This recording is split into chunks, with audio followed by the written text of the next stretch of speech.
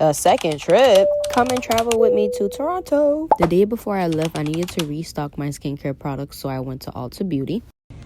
So I found what I needed, which is my Good Molecule. So now I'm just gonna go check out. Try not to buy things that I don't need. And I feel like my boyfriend's literally here pulling me to the side, telling me not to buy these stuff. So we're gonna get the hell up out of here.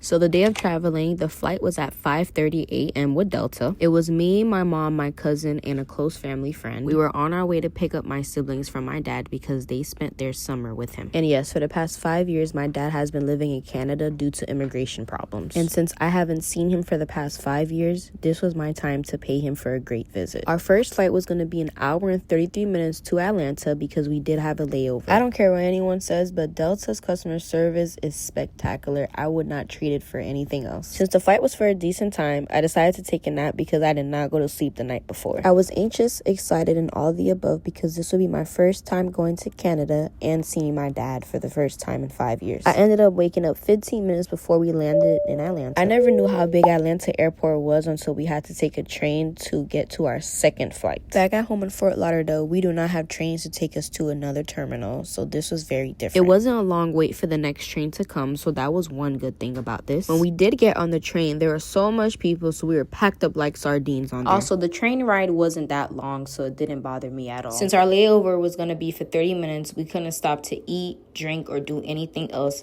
but to get to the terminal Concourse E.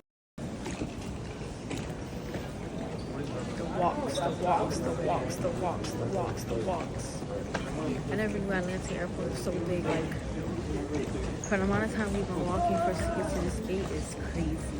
Then the walk became even longer because we got to get to gate 29. From Atlanta to get to Toronto, it would be 2 hours and 15 minutes. When I got to my seat on the plane, I ended up putting something for me to watch, but I fell asleep all the way through. I don't know if it's just me, but the flight was so quick to the point when I woke up, we were already in Toronto. Back at home in Fort Lauderdale, the temperature is very humid. So when we got to Toronto, it was very cool and windy. When we got off the plane, we had to speak to Canada agents and get our luggage before passing through.